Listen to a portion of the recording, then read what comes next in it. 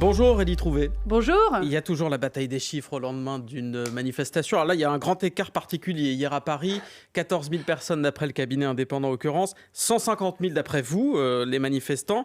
On est en tout cas loin du plus de millions de personnes qui a défilé jeudi à l'appel de l'intersyndicale. C'est un succès quand même cette journée d'hier pour vous? Bien entendu, c'est un succès pour nous. D'abord, il y avait énormément de jeunes et le but, il était de mobiliser les jeunes, qu'ils se mobilisent dans la bataille des retraites.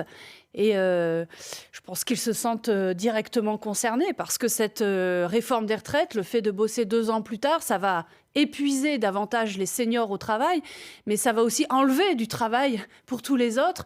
Les études, l'OFCE montrent que c'est 300 000 chômeurs en plus à terme avec cette réforme, et les jeunes vont être touchés tout particulièrement. Donc pendant que les seniors vont s'épuiser au travail, il y aura du travail en moins pour les jeunes. À votre même place, hier, Stanislas Guerini s'est adressé justement à ces jeunes en disant « Ne vous laissez pas instrumentaliser, et notamment pas par la France insoumise ». Est-ce que les politiques étaient dans leur rôle hier dans ce défilé et dans le carré de tête en l'occurrence? D'abord, ce sont les organisations de jeunes qui ont lancé cette initiative, qui l'ont organisée. Nous l'avons appuyée fortement, c'est vrai, mais pas seulement nous, d'ailleurs, plein de forces associatives, syndicales, politiques.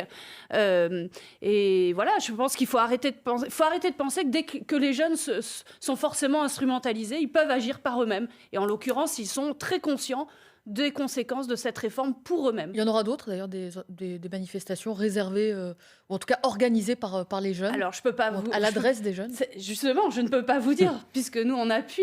Je sais qu'il prévoit des assemblées générales dans beaucoup de facs dès la semaine prochaine. Ce que je peux vous dire, parce que je l'ai vécu il y a longtemps, en 2006, quand j'étais étudiante, moi, je me suis battue contre le contrat première embauche. J'étais dans le mouvement des jeunes, justement, et c'est cette mobilisation des jeunes qui, en tout cas, a fortement contribué à gagner contre le contrat première embauche. Donc, ce que je peux dire, c'est que c'est le fait que les jeunes se mettent dans la bataille, c'est assez décisif. Et à l'époque, d'ailleurs, il n'y avait pas eu que des manifestations de jeunes, il y avait eu aussi des blocages de facs, de lycées. C'est ce que vous attendez des assemblées générales de mercredi? C'est pas à nous de le décider, en fait. C'est les jeunes qui vont s'organiser. Donc, à eux, mais en 2006, ça avait existé. Ah oui, tout à fait. Oui, je faisais partie de ce mouvement des jeunes. Et vous souhaitez un mouvement similaire, du coup? Mais je le dis, c'est pas à nous de décider ou de souhaiter. Nous appuyons tout ce qui permettra, dans la rue, dans les entreprises, partout, de l'emporter face à une bataille, face à une réforme que nous considérons comme une régression sociale historique. Donc je pose la question différemment. Si les assemblées générales décident de blocage, vous direz c'est légitime, les assemblées générales ont voté, le blocage, c'est la façon dont les jeunes ont décidé de s'exprimer et on les soutient. Vous savez, que ce soit les grèves, les blocages, etc., il faut bien comprendre que tous ces mouvements, ces mobilisations citoyennes ont permis des avancées sociales historiques. Je rappelle par exemple que sous le Front populaire, en 1936, c'est parce qu'il y a eu des grandes manifestations ouvrières qu'on a eu aussi les congés payés et tout un tas de grandes avancées sociales. Donc oui, les grèves, nous considérons que les grèves, les manifestations, toutes ces mobilisations-là peuvent être positives pour le pays si ça permet de bloquer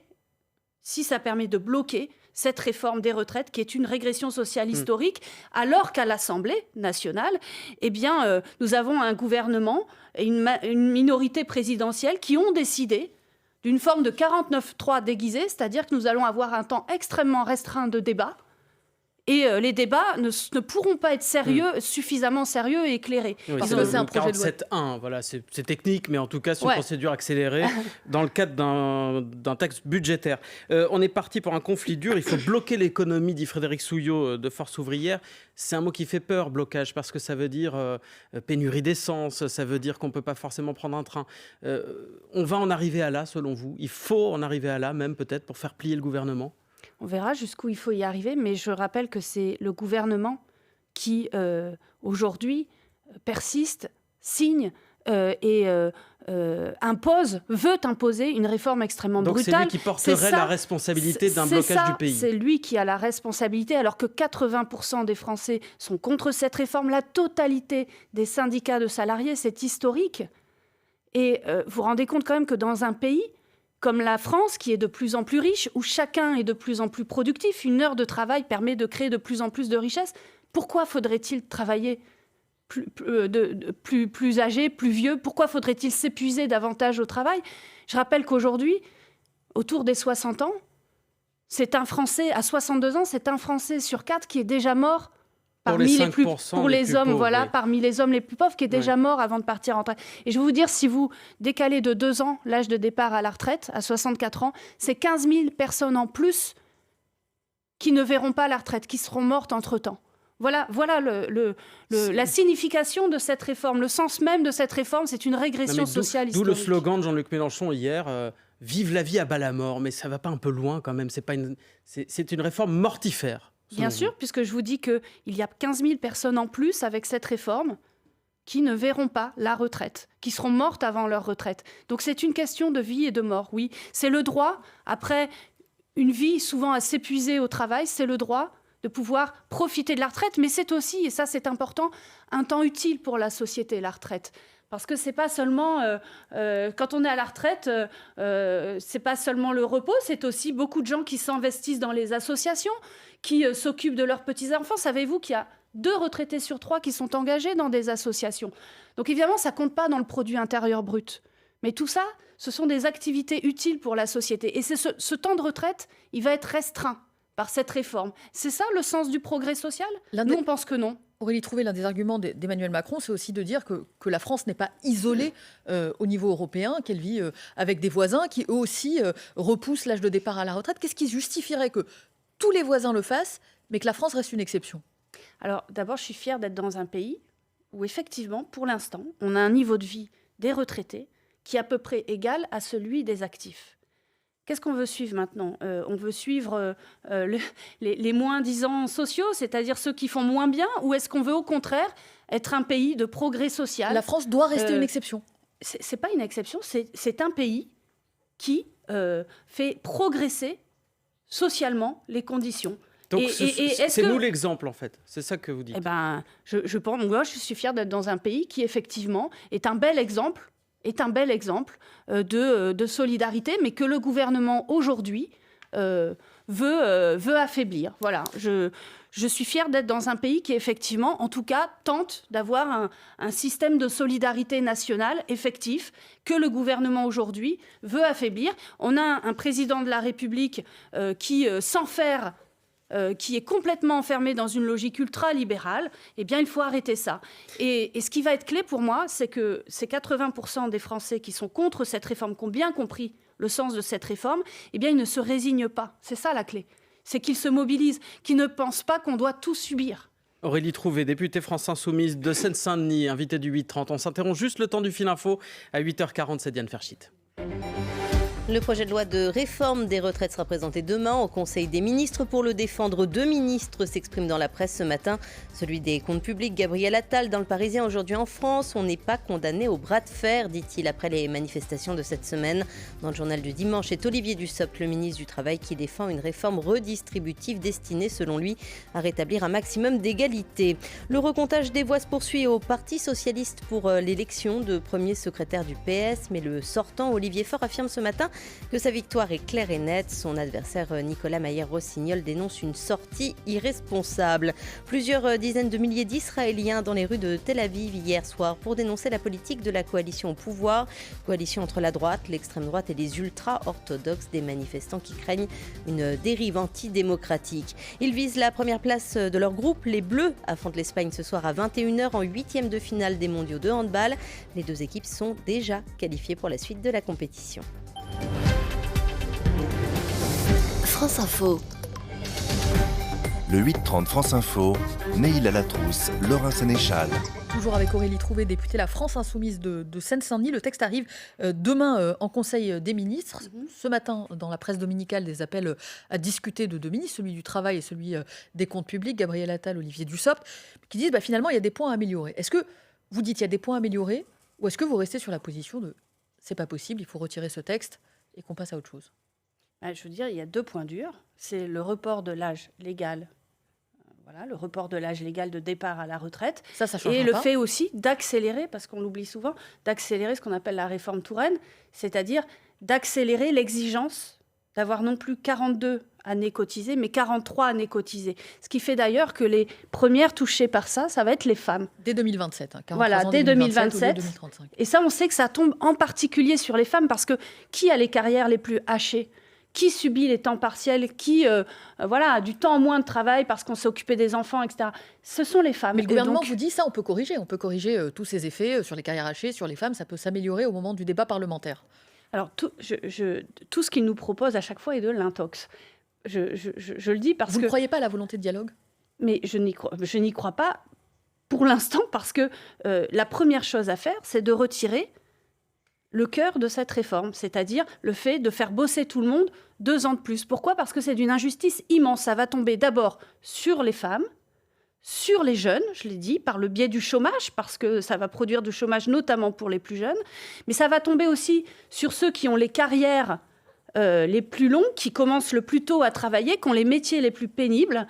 Voilà, et je le dis, voilà, tout ça est d'une injustice ces effets néfastes. Il dit sur les économies dégagées, il y a un tiers qui seront dédiés justement à corriger ces injustices. Je le dis, nous ne sommes... D'abord, il fait croire depuis le début qu'il y a une nécessité budgétaire. Il n'y a aucune nécessité budgétaire. Ce que nous disons oui, il faut rendre la retraite plus juste, mais non, nous ne voulons pas d'allongement du temps de travail et l'allongement de l'âge de départ à la retraite. Parce que sur qui ça va tomber, je le redis, sur les métiers les plus pénibles. Ceux qui, pendant le Covid, ont tenu le pays. Mais pourquoi, par exemple, les aides-soignants, les ouvriers, les caissiers, etc. D'ailleurs, ils le comprennent bien. Pourquoi est-ce que vous préparez, dans ce cas-là, à déposer des dizaines de milliers d'amendements ? À la limite, autant rien faire, rien dire et passer son tour. Non, nous allons justement, à travers, dans le peu de temps de débat qui nous est laissé par le gouvernement, parce qu'il a réduit énormément ce temps-là. D'ailleurs, ça prouve bien qu'il n'a pas du tout l'intention d'un débat serein, construit, étoffé, je le dis. En tout cas, dans le peu de temps qui nous sera laissé, nous allons mettre en avant et nous allons déposer tous les amendements qu'il faut pour avoir au contraire une réforme des retraites juste, qui passe par... Aurélie Trouvé, c'est de l'obstruction parlementaire. C'est une stratégie de la France Insoumise. C'est pas pour améliorer le texte, c'est pour pourrir la situation. Non, nous allons, je le dis, nous allons déposer tous les amendements nécessaires. Mais il y en a énormément, vu que cette réforme, le cœur de cette réforme, elle est extrêmement mauvaise. Elle est à l'encontre de ce que vous voulez. Donc, nous sommes pour le retrait de ce texte et pour repartir d'une réforme juste, puisque pour l'instant, elle est extrêmement injuste. Elle s'en prend à tous ceux qui ont les métiers les plus pénibles. Des amendements et une motion de censure ? Il y aura dépôt d'une motion de censure, comme ça a été le cas, par exemple, sur les textes budgétaires à chaque fois ? Nous allons y réfléchir, mais oui, certainement. La décision n'est pas encore prise pour l'instant. Nous discutons en notre sein et avec les autres forces de la NUPES. Je le dis aussi, je crois que c'est important, l'unité de toute la gauche et de l'écologie. Nous avons ensemble un projet qui est la retraite à 60 ans. Donc il y a l'unité de toute la gauche et de l'écologie dans la NUPES. Et puis il y a l'unité de tous les syndicats de salariés. Et puis il y a ces 80% de Français qui sont opposés à la réforme. Raison pour laquelle je le redis, ce qui va dépendre maintenant, ce qui fait qu'on pourra gagner, c'est le fait que chacun se dise on peut gagner. Voilà. Il n'y a pas de fatalité. Nous n'avons pas à subir réforme après réforme, ces régressions sociales. Nous pouvons réagir et nous pouvons gagner. Aurélie Trouvé, il n'y a pas que les retraites en ce moment, il y a aussi les prix de l'électricité. Des artisans, boulangers, commerçants qui disent ne plus pouvoir payer leurs factures. Le gouvernement a demandé aux fournisseurs de plafonner à 280 euros le mégawattheure le prix de l'électricité pour les TPE et PME. Vous proposez-vous une autre solution via une proposition de loi ? Oui. Quelle est votre proposition ? Alors c'est le fait d'avoir, comme ça existait avant, en fait, un tarif réglementé unique, c'est-à-dire un même prix de l'électricité et du gaz pour l'ensemble des collectivités locales, des entreprises, et notamment des petites entreprises, des ménages aussi, parce que vous savez qu'il y a beaucoup de ménages dans les copropriétés qui ne bénéficient pas du bouclier tarifaire. Tous ces... et je pense notamment aux collectivités locales. Vous savez qu'elles sont complètement étranglées. La plupart n'ont pas de bouclier tarifaire. Et derrière, ce sont des services publics qui sont touchés. Des l'Union piscines, européenne des vous gymnases, laisserait etc. faire, si jamais, c'est de la politique fiction, mais votre texte passait. Et donc on revenait au tarif réglementé de l'électricité. C'est autorisé dans les textes européens ? Ça demanderait de taper fortement du poing sur la table au niveau européen. Mais ça ne serait pas la première fois que nous taperions du poing sur la table. Ça, c'est une chose. Et ensuite, je le dis, je pense que chaque fois que c'est nécessaire parce que nous en avons besoin pour la société, pour pour l'intérêt général, eh bien, il faut pouvoir aussi demander à ce que les règles européennes évoluent et s'adaptent à cela. Mais quelle différence avec du coup le plafond des 280 € le mégawattheure négocié par le gouvernement auprès des fournisseurs? C'est aussi une sorte de tarif réglementé. Alors d'abord, c'est beaucoup plus élevé. Hein. Vous, le prix serait plus bas. Vous dites que ce serait en dessous de 280 oui, et puis € le mégawattheure. C'est de dire toutes les entreprises, toutes les collectivités locales, tous les ménages, toutes les associations aussi, parce que vous savez qu'il y a beaucoup d'associations, par exemple, d'aide alimentaire qui aujourd'hui n'ont même pas le bouclier tarifaire. Tous ces organismes-là auraient le même tarif réglementé de l'énergie, ce qui existait d'ailleurs dans les années 2000 jusqu'à ce qu'on dérégule le marché de l'énergie. Vous avez raison, sous la pression de Bruxelles. Une dernière chose, vous disiez tout à l'heure que vous discutez avec vos alliés de la NUPES ou de la NUP. Vous discutez avec qui au Parti Socialiste en ce moment? Olivier Faure ou Nicolas Maillard-Rossignol? Les deux disent qu'ils ont remporté l'élection pour devenir premier secrétaire du PS. Alors d'abord, nous attendons Vous attendez. Olivier Faure redit ce matin qu'il a gagné. Hein. Nous attendons que les choses se soient stabilisées. Mais je le dis, nous avons besoin aujourd'hui du Parti socialiste dans la NUPES. Nicolas Maillard-Rossignol, s'il gagnait, ce serait une mauvaise nouvelle pour l'Alliance de la gauche? Je vais le dire comme ça, nous avons besoin d'un Parti socialiste pleinement dans la NUPES. Pourquoi? Parce que si nous voulons gagner demain, face à Emmanuel Macron, face aux ultralibéraux, face à l'extrême droite, eh bien, il nous faut être unis dans la NUPES. Nous avons une responsabilité historique. Donc oui, nous avons besoin, vous comprendrez ce que... Nous avons besoin d'un parti socialiste qui soit pleinement dans la NUPES. Aurélie Trouvé, merci beaucoup. Députée France Insoumise de Seine-Saint-Denis, invitée ce matin du 8h30 France Info.